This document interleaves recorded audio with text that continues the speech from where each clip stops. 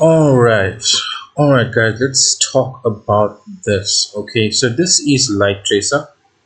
It is a real-time GPU rendering engine. Does not need the latest and greatest GPU to run. Does not require RTX. So it will work on any type of GPU from NVIDIA or AMD. um, and we can see here that the quality of the render is quite cool. And let us check out some of the latest happenings inside the Discord group, and just to show you how Hey fast everybody, welcome this back. Today is. we're going to be looking at Light Tracer Render. We have looked at this before in the past, but they do have this particular familiar if you're Currently used to they do using not other render engines. You have support some tutorials Alembic pretty imports. easily, and it only works um, in the standalone version, but I do have all of the project files available on my Gumroad. The link will again be down below, along with link to this is what it looks like. Now, inside of this is downloadable stuff. If you go up that we project for the ground, but I thought name these. If I right click so rename, we're going to change this to perfume liquid, and then the bottle here, this is just we're a just going to liquid move this mesh. It's a to 2. static And there we OBJ go. So let's go over here to properties. that was And right downloaded, obviously, and just placed here behind the product. now we're just going to break this. And all this is happening in real time. So with regards to Lightwave, I know that the guys have spoken about getting it more integrated with Unreal Engine as well as Unity. However, for the native application of Lightwave, I do think that it would be um, really beneficial to still have its own type of internally based real-time sort of renderer. And with these guys, they are really on the right track. Okay, just keep Group apart. watching This right will make it a here. little bit easier for me to select some things. And we're going to click on the bottle here. And if we go over to the library and we go here and we go to built-in, you'll see that there's all this stuff here. And you can see that there's some glass. So we're just going to use this here that says optical glass, left click and drag right onto our object there.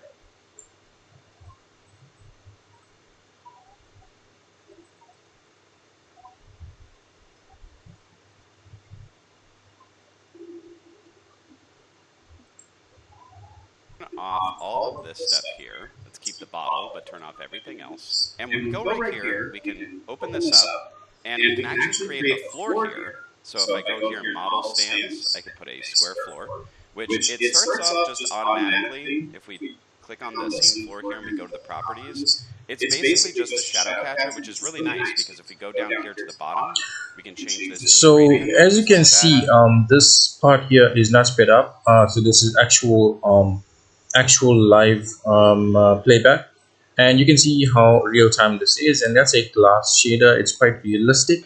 And look how nice that is. You have the shadow on the bottom, and then you have the And it's instantaneous. very nice gradient effect that makes it very So easy to render this out.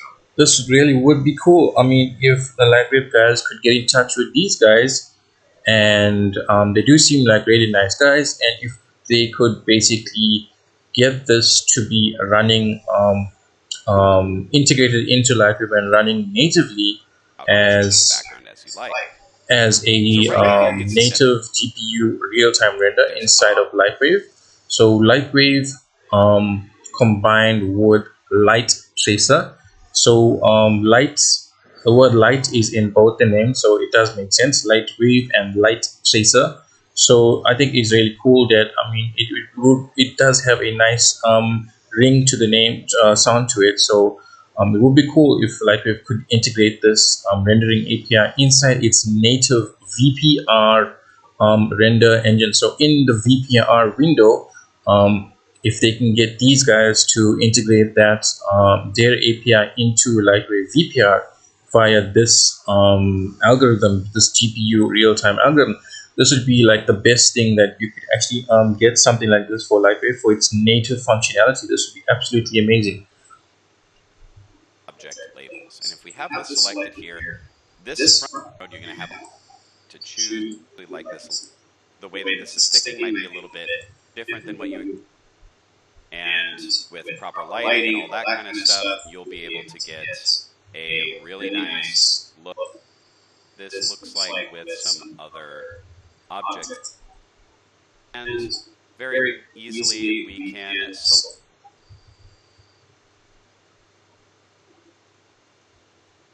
But just to show you how these other label systems work, if I go here and I select this object here, and I can change it here, and for this one, we're going to pick the. So currently there are no bridges for any third-party apps. So there's no 3D Studio Max bridge, there's no Maya bridge, there's no Houdini bridge, there's no Blender bridge.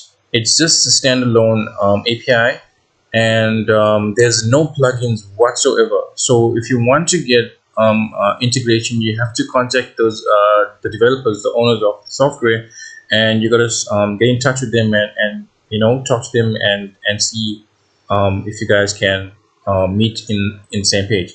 So yeah, so there's no third-party plugins right now. You got to get in touch with the developer.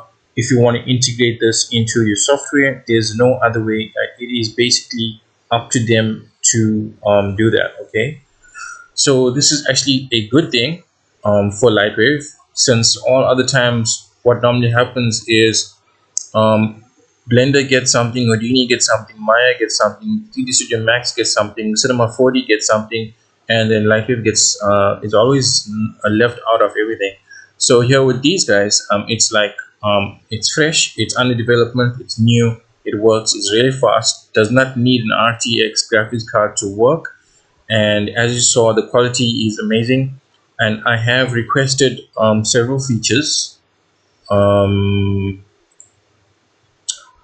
such as Alembic file support, OpenVDB file support.